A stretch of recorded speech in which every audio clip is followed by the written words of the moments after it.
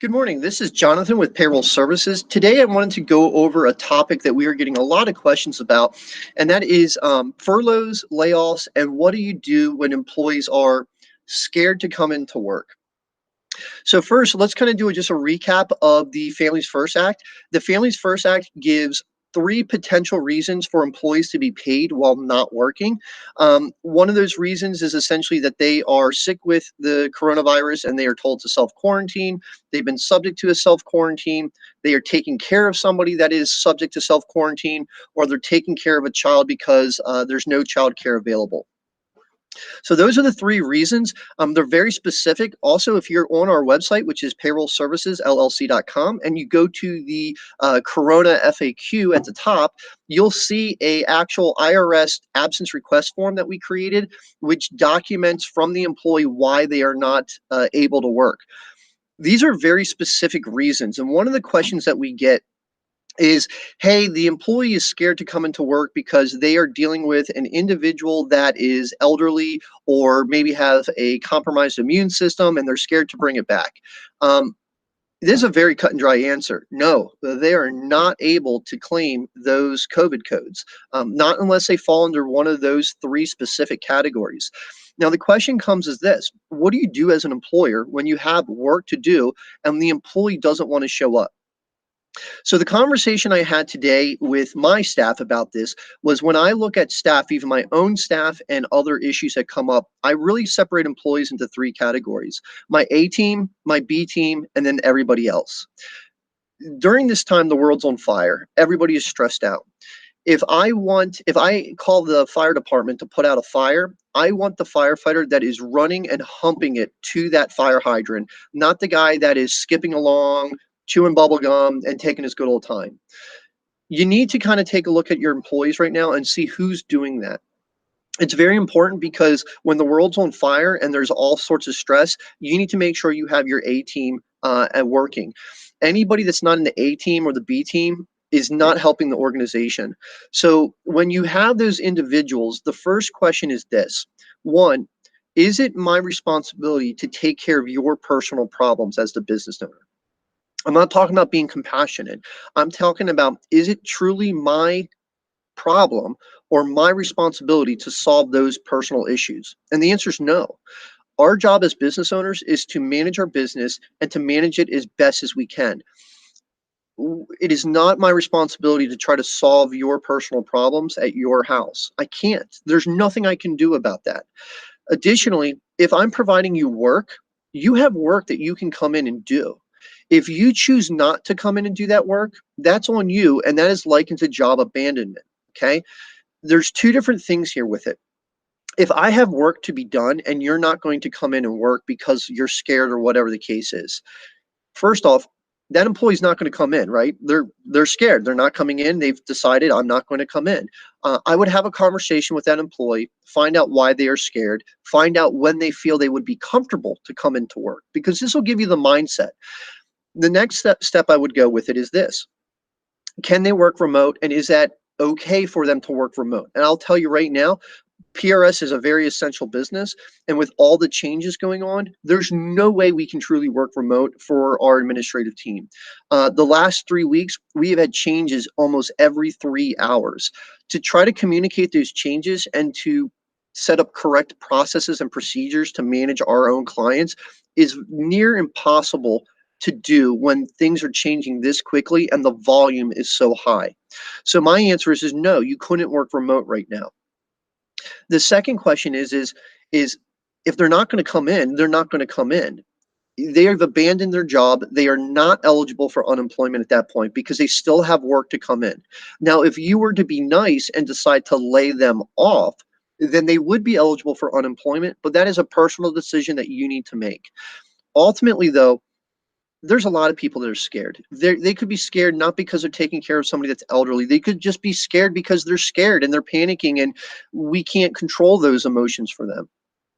At the end of the day, our job is to run our business. If I'm in that situation, I'm finding another employee immediately to fill those shoes. Because at the end of the day, The business is on fire. I'm stressed. I need the firefighter that's going to run to the hydrant, that he's humping it, he's going to screw it in, and then he's running right into the fire to put it out.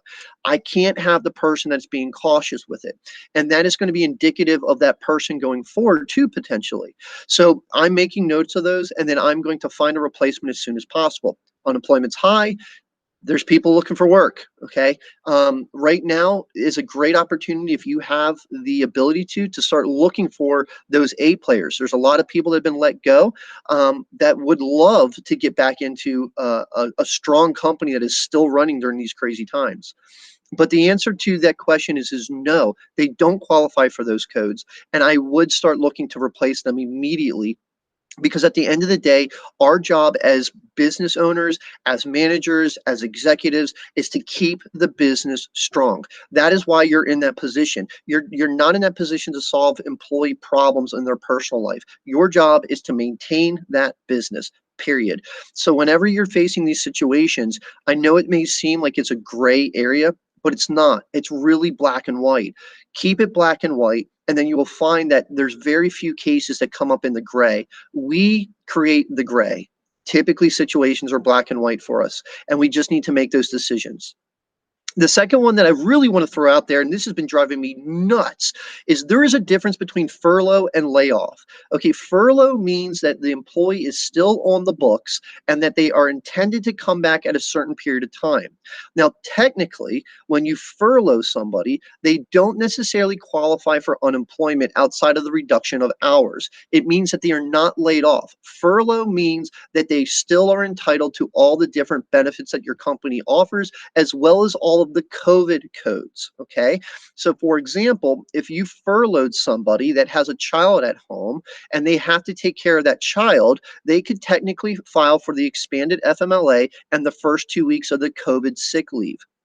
Okay, so it's really important, because when this is all done, there's going to be a ton of ambulance chasing lawyers out there going, "Hey, were you furloughed? Did your employer not pay you these? Blah blah blah," and then you are going to have a lawsuit.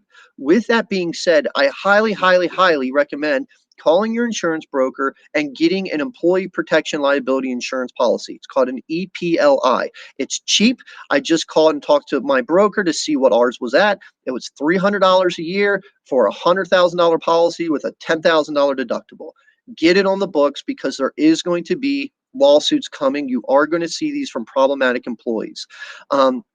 Layoffs are very black and white. Layoff means is a separation of employee. We liken it to what's called a COBRA event, or a qualifying event. It basically means that they are now no longer part of the company. There has been a true separation.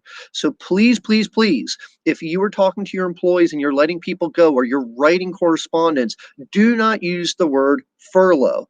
Use layoff. Okay, a furlough is a temporary leave. The other thing that's been a very contentious conversation is about salaried employees and how you reduce their, if you're going to reduce their salaries, and do you make it in combination of reduction of hours. I actually talked to several of my other colleagues in the HR sphere about this, and there is some different viewpoints on it, but the most conservative viewpoint, when you're truly furloughing somebody or you're going to reduce hours in your salary base, is to simply reduce a salary. Just cut the salary by whatever percent and do not tie it to hours.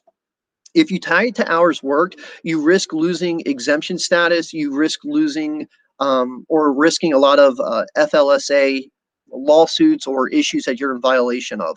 So if you have to make cuts, cut the salaries and then still require the same amount of time, or just simply require that they get the job done. Do not tie it to hours, okay? So if they're required to come in Monday through Friday and do their job, that's what their job is, right?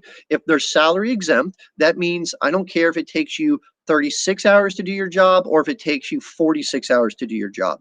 You're a salary exempt employee. When you start tying it to hours because you're trying to reduce it and you're trying to be compassionate with the salary reduction, you open up a risk to yourself. So I hope that was helpful today. Again, we're going to try to do these when we get some of the very similar questions that are coming out. But again, try to keep it black or white. A lot of these decisions are not in the gray. We put it in the gray. If you have any questions, please feel free to contact us. You can send us an email, which is payroll@payrollservicesllc.com, or you can visit us on the web at payrollservicesllc.com. This is Jonathan. I hope you're having a great day. Thank you.